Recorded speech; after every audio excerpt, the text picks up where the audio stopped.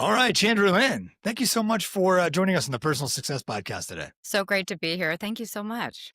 Who is Chandra Lynn and what does she care about? Who is Chandra Lynn? How am I possibly supposed to answer that without taking the entire podcast? Because we're all multifaceted diamonds, right? Which True. facet would you like to know about? Yeah. Well, let's see. I am a lot of things. I'm a mom. I'm a marketing consultant. I'm an author of a new self help book, and I'm a certified coach, a friend, a partner, a sister, a mother. The whole thing. So lots of roles. What is your mission? My mission is to help people love life. And I want to do that even when it's messy, even when it's hard, or because it's messy, because it's hard. I think as a teenager with hormones coming in and all of that, I struggled with some depression and things like that, and some emotional challenges with building resilience, having, just challenging upbringing and things. So, I had to learn tools and being from California, I was lucky to have a lot of those available. My parents had a bookshelf that I would regularly go and read books. And I remember one of my first books was Ram Dass Be Here Now, and the Handbook to Higher Consciousness. My Yeah. parents were hippies in California to Wow. start, and then they, went into the corporate world. So I saw that full transition. That's awesome.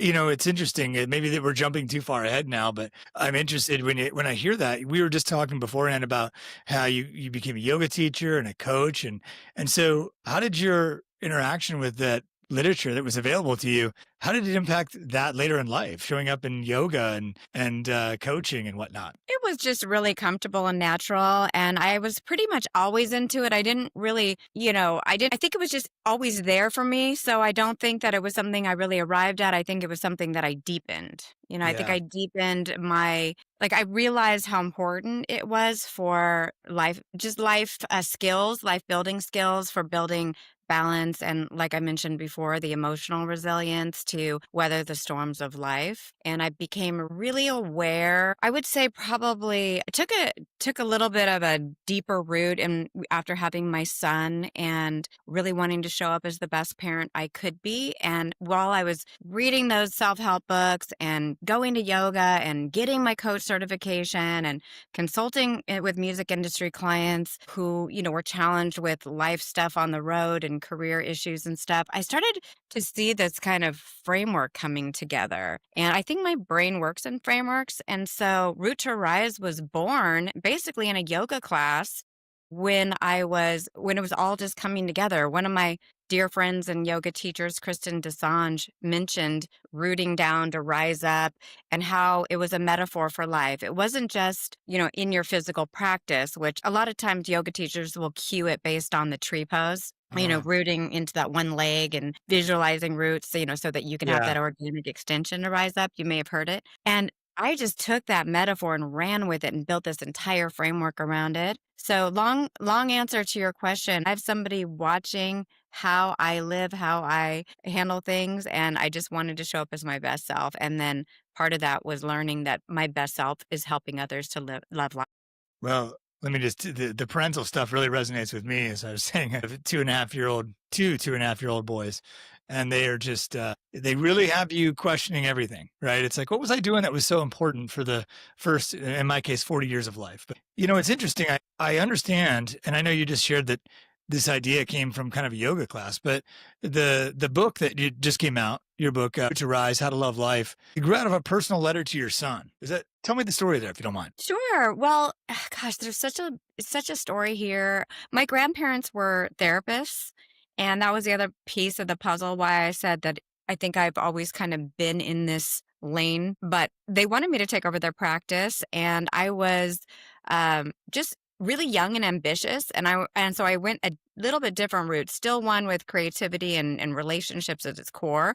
And I got an MBA at 24 in marketing, and I started working in major market radio and doing all the things, right? And to answer your question, when I had a kid, I was coming off of decades of efforting and striving and being an overachiever and accomplishing a lot at a young age. And I started to realize that I needed to, go deeper, slow down a little bit, realign myself in a lot of ways and go through basically my own personal life transformation. And I ultimately owe that deepening, I think, to becoming a parent to my son because of that, need to show up as best as I could for him. And like you, I was a little bit older when I had him. I only have one and I was 36, almost 36 when I had him. And I'd really been there, done that. I'd been in the concert industry. I'd traveled. I'd done a lot. And so I was able to fully be present and not have FOMO, that I might have had in my younger years. I had accomplished a lot. And so I took it really seriously. So the book, for those who get it, will see the first page says for Kai. Kai is my son. And yeah, I want to leave this as a guidebook for him and also for everyone else. And the book that I wish that I had when I was a teenager coming into my own. And of course, it's extremely good for people going through transitions, especially midlife. So, Yeah. I think there's a certain level of it that teens can get, but I think that as you get older, your understanding of all of the nature-based metaphors and things that I use just it gets more and more powerful. So I think it squarely, helps people in midlife. It's interesting. You gave the example of rooting to rise in the yoga class. And I think when I thought of the title of your book, I sort of thought it was an examination. What am I understanding there? What is it I that I'm love having trouble that. I finding? love that. Thank you for that interpretation.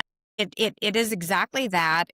I can share a little bit with you about the framework, and that will probably illustrate it a little bit better. Yeah, I please. actually took the tree pose, and I'm just going to show you something really quick out of the book. It may not be very easy to read on this, but there is a framework Yeah. that's based on the tree pose, and the whole framework is ground up in your roots, and you learn about five root areas of your life. And then you learn about the six human needs that I adapted from Maslow's hierarchy of needs and Tony Robbins and Chloe Madonna's needs. They adapted Maslow and then I adapted theirs. Anyway, there's six. And you do go through an evaluation process of how you've been meeting your needs in each one of these root areas. So the first whole part of the book is phase one, roots. And what we do is Yeah. an assessment. How have you been meeting your needs and where have you gotten stuck? Where have you been blocked? And how to unblock that, how to clear those obstacles. And then you move up the graphic to kind of the center, right? How do you build emotional resistance using body, mind, and spirit? I reference a coaching tool called the emotional triad. And it's basically like body, mind, and spirit in a sense. It's how you use your physiology, your focus, and the meanings that you attach to what you're Yeah. focusing on to summon emotions. And you can do that in negative ways and bring on depression and lots of negative Yeah. feelings, or you can summon positive emotions and become more empowered. And that's the point of that is to learn that tool and how to use it. And then the last part is phase three, which is your rise. And your rise is the fun part you want to get to, but you got to do the dirty Yeah. work in the roots first, right? Sure. Yeah. Because the idea is that you're building a stable foundation to rise from. Part of the problem in midlife is we started with these goals and ideas for our life, and we wonder by midlife why it didn't happen the way we had envisioned, for ourselves when we were younger and realize we got stuck or detoured or whatever along the way. And the rise phase is such a beautiful way to, realign to where you are now. And, like I mentioned with this multifaceted diamond, all these different aspects of ourselves and what to claim and what to let go of and where you want to go from here. And ultimately what you want to give back. The cover, people are like, is it a gardening book or something? No, Yeah. point is it's another metaphor. Everything I do is like nature-based metaphors, and it's the fruit of our labor, the fruits of our labor, and also the value that we have to give back out. That is my premise is that is what brings fulfillment and a love of life is when you move out of that stuckness and just serving core needs in low quality ways and actually rising to the point of having something value to offer out and feeling the benefits of that transcendence. Who is the book who for? It's really for anybody who feels stuck or having problems with managing emotions and feeling that they don't really love life. They might fake it till they make it, but like inside they feel like they wish there was more fulfillment, and maybe kind of even achieved a lot like I did, and then wonder, like, is this all there is? Like, what Yeah. more is there out of life, and is ready to self-examine and go deeper. That's why I do think, if as putting my marketing person hat on, I Yeah. do have to niche out and explain, like, ultimately, I think it's people in midlife who have been feeling stuck and unfulfilled, and that's who it could really serve. When I talk about the teens, I'm really talking about giving them a guidebook to start to think in these terms early, so that it can prevent getting stuck by understanding Yeah. how they're serving their needs or not serving their needs at healthy or high levels. With those tools, they can maybe prevent getting into, what we call the midlife crisis. Maybe they know how to manage their emotions and their needs early on, and that's why I bring it up, but it's actually for people who are, like, stuck and they wanna make a big change. Yeah, because you said when you mentioned that, I was like, "Well, I don't know if I would." I was sort of artsy musician, songwriter person when I was younger, and I don't even know if I would have it wouldn't have sunk in. There's still times where I think of things people told me 20 years ago, and I'm like, "Wow, that's what they meant was this," you know? And so I'm like, "Well, I don't know if it would have sank in." Do you think if you could go back in time and hand this book to yourself, do you think I don't know, would it resonate with you? Well, like I said, I was into personal growth and development at a young age and having therapy parents, so I'm probably not the right person to ask for that, because I always loved it. I gobbled it up. I do think I know exactly what you're talking about, and so for me, I think if I were to do something for teens around this book, it would probably be more live, helping Mhm. them really make it fun, and Yeah. and really give them some ahas and relate it to where they're at right now with their life examples, and that kind of thing. I think that they're building their identities, so understanding the needs of the self and how they're showing up, and understanding their value, those kind of things I think they could really relate to, especially with social media. Yeah. But those things carry on. If people don't feel that they have worth and value, that can really get them stuck later in life. Mhm. Yeah, what's really interesting is I think I mean, you're a coach, I'm a coach, I work with people, and one of the things I find is that if I say something to somebody and I'm like, "Well, what makes you valuable? What gives you value?" They say something like, "Oh, well, I have this I'm always there for people, I'm always" it's like they have to earn something to get that, right? I'm like, "Well, what if you were just valuable because you're a human being and you're alive?" And they're like they kind of have this skepticism, and I see that a lot. And I had my own sort of journey with that. I was like, "Well, what do you mean? I'm not inherently valuable." And then I heard myself say that. I was like, "Oh, wait. Why are we like that? What do you think that is? What's at play there?" We get, especially those of us who are raised with a lot of media and now social media, we do a lot of comparison. The brain, I think it's like, here's me and here's me in relationship to the world, and there's a lot thrown at us with unreachable standards. There's always going to be somebody prettier, smarter, better, something, because that's where their area that they shine. And so it's coming up with your own value system, and not just one that's placed on you. To help people with that, I use the metaphor of kind of, and you probably heard this, and there's a bit of yoga in here, but like, we're all part of this woven tapestry, right? And every thread is important. Imagine having, a quilt or something, and a big thread is missing, it's snagged, it's messed up, then you probably, donate it. So if all of us take personal responsibility to show up as our best selves and do the work, and, go deeper, and show up better and offer something out, it's just the most beautiful quilt, right? And so everyone is responsible for that, in my opinion, and everybody has a value in there, because if there are lots of threads that are snagging, that it's not a pretty quilt, nobody's gonna, want that. So I think it's understanding where you are in the bigger picture, and that you are part of it. I think sometimes the world seems so big that you don't think your thread works. I see that a lot in politics with people, Yes. thinking, I'm not even going to vote because what does it matter? But if you have this mentality that you're part of this fabric of society, and that you do have a responsibility to show up as your best self. And if everybody did that, what an amazing place it would be. I wouldn't Mhm. need to write a book about loving life because everybody would are inherently love it already. But that's not reality. There's a lot of Yeah. broken parts and a lot of snagged threads out there. Yeah, I think that that was definitely one thing. I think yoga helped with that. I just didn't believe that we were sort of connected, right? I just was like, "Yeah, that's sort of whatever," and I'm trying to think of what actually changed my mind on that, but I think it's just, when I talk about, like, that mycelium that connects, like, trees in the forest, right? It's like, we discovered that in the '90s, you know? It was like that wasn't that long ago, and, trees are talking to each other about, and, that I think maybe even when I was growing up in the '80s and '90s, that would have seemed kind of a fantasy. But I think that there's just something it's so obvious that, we're sort of in denial about it, or that's my experience at least. But there definitely is a connection between us that's sort of undeniable. When I think about, like, I love the simplicity of the subtitle, which is just how to love life. And so, I just think it's funny because there's sort of this profound yogic analogy that you use. And it's like how to love life, And so it kind of, in my mind, illustrates, I don't know, it hints at or suggests that there's sort of these two sides of Chandra Lynn. There's kind of this like, hey, there's this really deep reaching, and then there's this sort of, hey, this is how it is. This book's about how to love your life. What do you think? Yes, I am not a Pollyanna cheerleader type of person. I'm very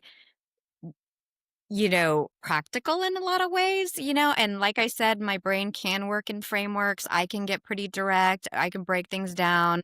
I'm very strategic. I think that's what makes me a great marketing consultant is that I can quickly understand somebody's world and pick up on and coach too. I have to quickly understand people's world and get to the heart of it. The coaching style that I was trained on was called strategic intervention, and it was really about the fastest way to transformation. And you look for leverage points with that person. You understand their world enough to, I'm listening for certain things. There's, all of this going on, methodology going on, and same with marketing strategy. I'm looking for, certain things when I'm talking to people, and I can quickly put it into a strategy. And so usually clients, whether coaching or marketing, they leave with actionable steps. And I wanted to do that in the book. I really wanted them to have wins along the way. And that's why I broke it up into 3 phases. If you could read and get a lot out of just the roots phase, because that's where I talked to you about having really looking at where you've been stuck and how you've been meeting or not meeting your needs and Mhm. things like that. So there's a really practical side. But at the same time, I have a spiritual side. I had a sister circle that I was in and helped co-host for 9 years, which was very much based on, nature-based wisdom and the wheel of the year and, that kind of thing, and taking yoga and whatnot. So yeah, I guess I'm a interesting blend of like the spiritual side with the practical application. And it showed up interestingly with the yoga teacher I was talking to you about, Kristen Desange, Yeah. one time. We partnered because she's extremely spiritual, just such a deep, eloquent, amazing, being. I can't even begin to explain. And she asked me to help her in a course called Own Your Throne to be the practical one to translate, in a sense, what she was downloading into the real world and be able to resonate with people and to how to get into their actual, day-to-day lives. Mhm. And I think that when some people are really spiritual, it could come across as somewhat esoteric or hard to grasp or hard to know how to apply it. And I'm that person that can help you apply all of that and can see how everything is kind of interlayered and get to the heart of the transformation that needs to happen. Yes, it sounds like you have, like, looking back now, you have this history of people being like, "Hey, this is kind of this spiritual message that I want to get out there. Can you help me put this in practical language?" And that's sort of, you did that with your friend in this yoga teaching, and this is something you did on a bigger level with Roots Rise. Exactly. Yeah. I mean, at first she was into um some Indian mythology, studying the Bhagavad Gita, and that kind of thing, Anusara yoga. And then she moved into more like paganism. That's where we started to learn a lot about nature based wisdom and nature metaphors and stuff, and the wheel of the year. and all of that, and then witch being, becoming a witch, and what that, in the positive, most positive sense of the word witch. And then now she's on the priestess path. So she's her one of her strong suits is growth, and she's just a lifelong learner. And so when she's exploring different things and we have great conversations, then I'm able to help her translate some of that, for people who maybe think it's a little woo woo. Yeah. Yeah, I know, I think that that's definitely out there, and I think that resonates with me because, I never would have imagined when I was 20 that I would be a yoga teacher and, I would kind of do the things that I do now. I just it this I would have said, "Oh, that's kind of woo woo." Which, it kind of raises the question for me, how do you think, we talk about on this podcast at least, how do you redefine success? Because, in my personal experience, I had this checklist. It was like, get this job, marry this type of person, whatever. And I got it. And I'm like, what? Okay, what now? What do I do now? That's where it sort of began for me. And it's interesting to look back. And I want to talk a little bit more about your journey. Like, think back 20 years ago. How has your definition of success changed from then until now? 20 years ago. So let's see, my son was almost conceived. I was in the music industry full on. I worked for Bill Graham as the marketing and promotion manager for I was promoting over 400 shows a year in Northern California, Northern Nevada. And I was doing the thing with the concerts and the music industry. I went on to work for Avid and Pro Tools, which is the maker of the number one recording software and hardware in the world.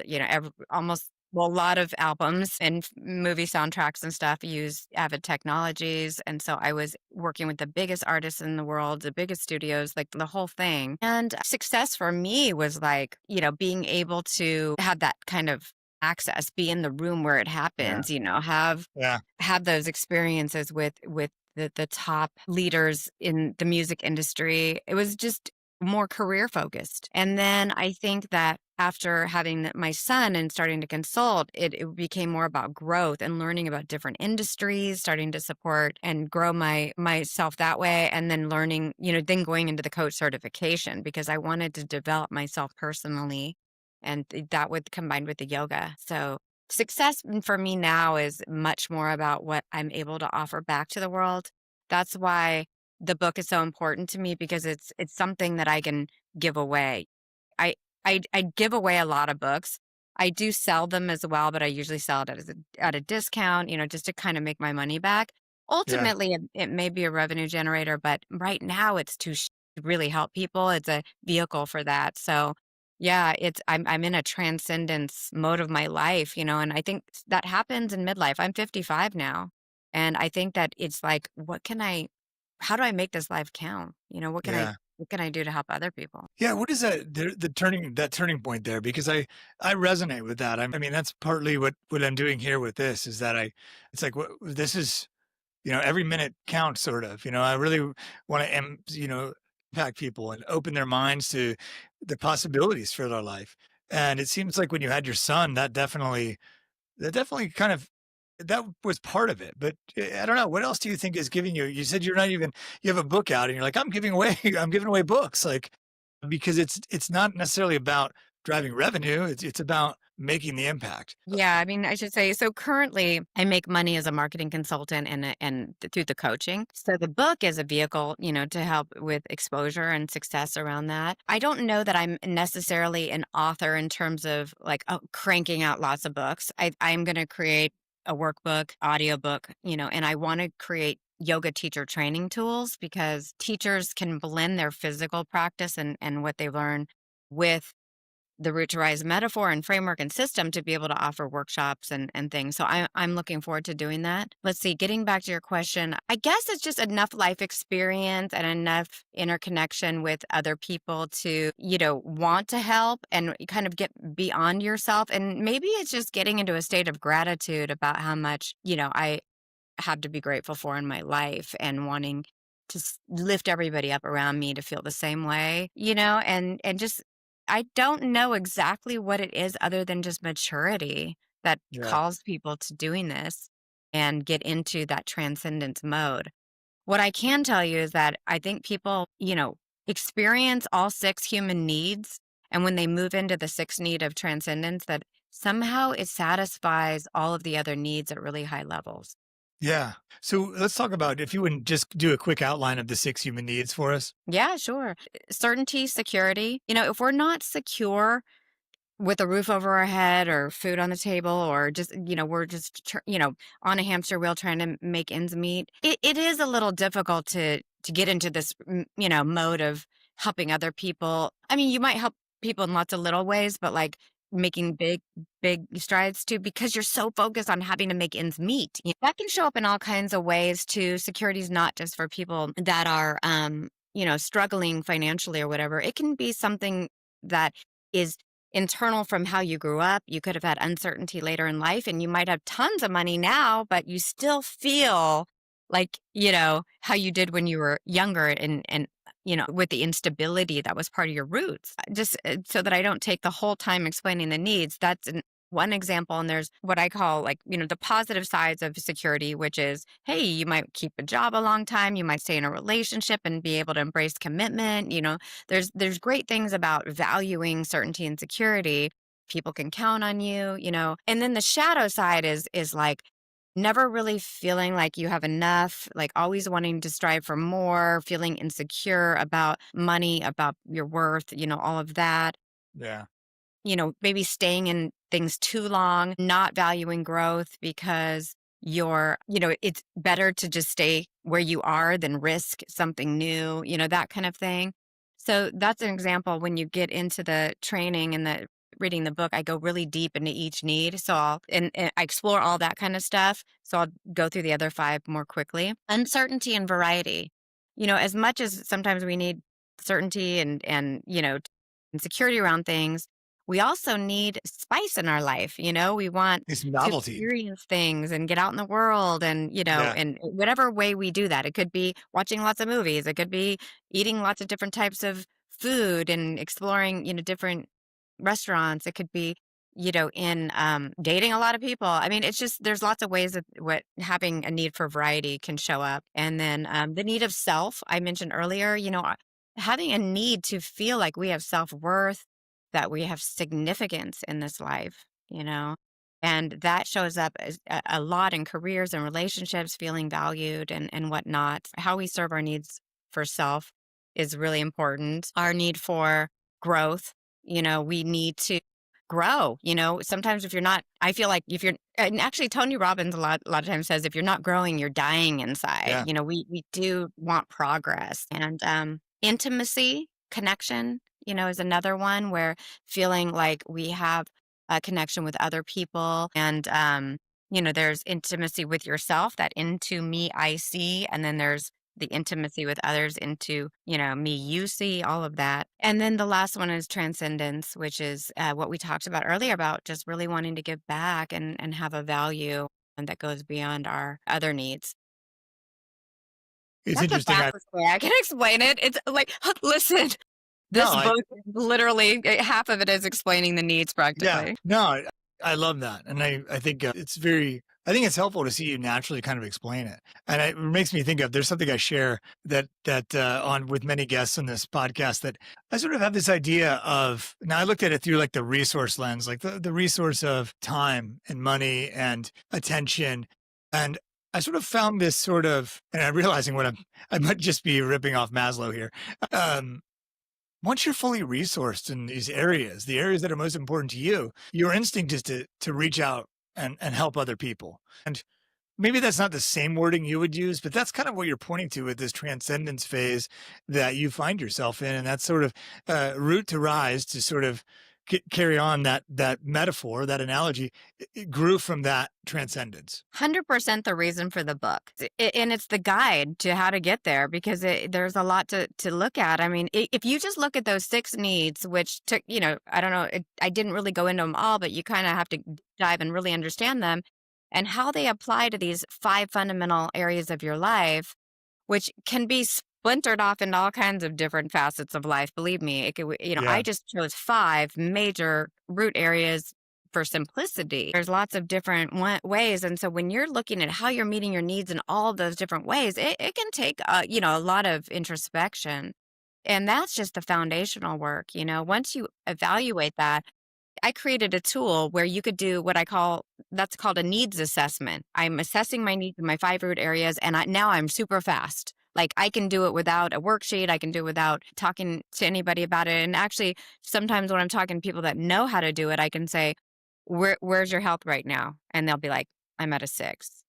Like they know already, and we can dialogue and come up with strategies really fast on how to increase those levels. And ultimately, I think when you talked about success earlier, that one other way to define it would be to work towards having your roots in balance as much as possible. If you're serving the needs of each root in a really healthy way, then you can use the needs assessment to identify, especially when you're super overwhelmed, where to put your focus. And if Yeah. you learn to do that really well, you can keep your roots in balance for the most part. There's going to be things that come in that, throw you off balance, but then you know how to quickly adjust for them instead of being so thrown off and so overwhelmed that you can barely function, which Yeah. happens to a lot of busy people. It's interesting. I just want to highlight that you said work towards, not get a 10 in every category. Yeah, I mean, I like to strive to an 8, 9, 10 life, but different roots are going to dip down, our needs,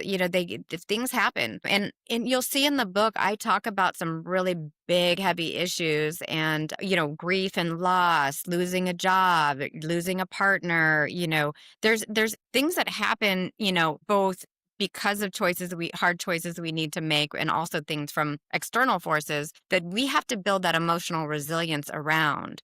And when we don't have emotional resilience, we cannot keep our roots in balance, very easily, or course correct, when they start to get off balance. And this is hopefully providing people with a tool to be able to quickly assess and know where to focus so that they don't get overwhelmed, and they can and have strategies for meeting those needs at healthy levels to turn to when they're feeling stuck or overwhelmed. Well, I think I really like that because it sort of suggests like that it's not about getting to 10 and then being like, okay, I did that.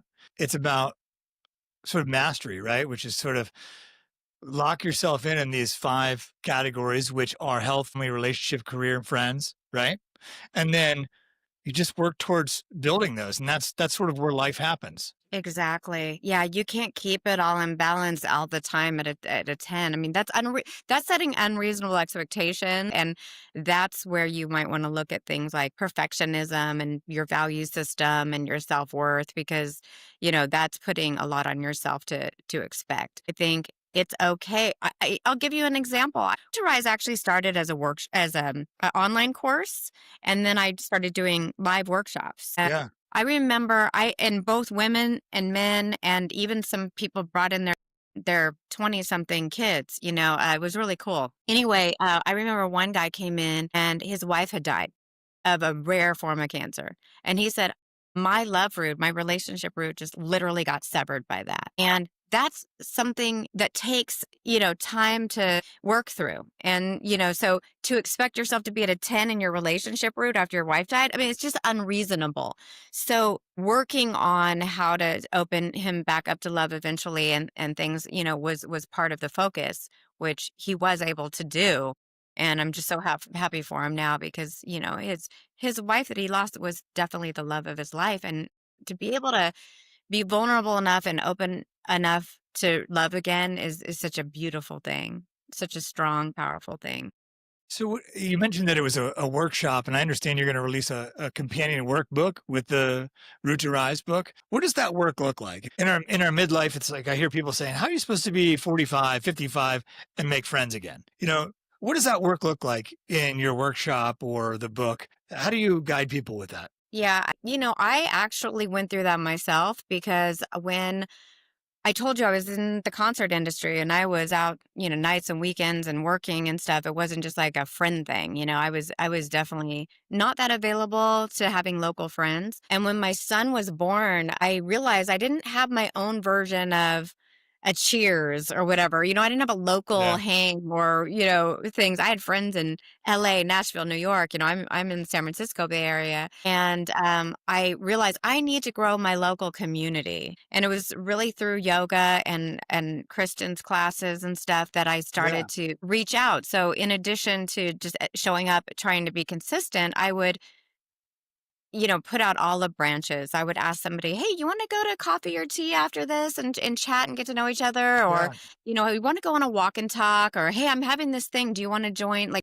I started to realize that it wasn't just going to come to me, that I had to actually put a little effort in and open myself up and do some reach outs and show up with value, what I could help add to their life. And through that, I built the most amazing network of friends locally. I don't think I can ever move because home is where the heart is, and my friends here are just phenomenal. And we travel together. So we'll use this as our home base and explore the world and do this sister circling and do all of these things. And it fills me up. Yeah, that's awesome. I did a little research just to see what people were saying about the book, right? And there seems to be sort of a particular excitement about chapter 8, which is friends. And I wonder, have you gotten this feedback? Interesting. And maybe it's because of the age group thing that we kind of mentioned, that it's like I've heard people say, how are you supposed to make friends at this age? And I don't know, there seems to be some excitement. I saw chapter 8 about friends mentioned several times. Yeah, and the other one I've gotten is that they say it's like, the reading the book is like talking to a friend. And I think a part of that has been my tone, throughout the book. It's very encouraging. It is like, hey, let's talk and everything. And so I've seen that one. But yeah, as far as being open to friends, as you get older, I really have seen it even with my son's age group, trying to find his people, going from high school to college. He's at UCLA now and trying to figure out who his authentic true friends are. Are they still the people in high school, or is it the new friends that are resonating with where he is now, and how to update that? I have a tool in the book called the intimacy ladder. And it's Yeah. really about helping you assess that. And I think it's really important because some people it gets back to your needs. How much do you need, quantity or quality, and all of that? If you have a high need for connection and intimacy, then you can get that through just a few close friends by going deeper, or you can get that through putting yourself out there more and having a bigger group of friends. Hmm. And maybe your friends are offering different things. Like, I have friends that I pretty much only meet at the gym, but they keep me motivated. And there's lots we talk about at the gym, but we don't seem to get together that much outside of the gym, And then I have Yeah. my travel buddies and stuff. I mean, I have a few friends that are kind of, do it all with me, but sometimes it's about expectations and having properly aligned expectations with your friend group. I talk a lot about having good communications about the expectations that you can have with your friends, because sometimes we have an idea about what a friend is how they're supposed to show up for us, and when they Yeah. don't, we can get really disappointed or even mad, but they may not have ever agreed to showing up that way in the first place. You know what I mean? Yeah. And so they might have other priorities, like they're busy with in their relationships or with their kids, and they're not always available to you. Or maybe they once were, you were besties, you're doing everything together, and then they entered a relationship and they're not as available anymore. And that makes you feel like a lower priority. Talking about the change in expectations and providing reassurance, just like you would with a romantic partner, but with a friend, can be really Yeah. helpful to realign. So I think Yeah. there's two sides of it. One is attracting new relationships to Yeah. have friends that are where you are at now, and not necessarily just the ones, the buddies from that you grew up with that may or may not have taken the same path. And then there's the how do you have manage proper expectations and great communication with your friends to weather the storm with each other. My will friends will see you through everything, right? And it's unconditional. They will see your jobs might change, you might move, you might go through multiple relationships, you might have losses in your life, and they bear witness to it all. So there's just so much respect and love that I give to my friends for still choosing, to be there for me.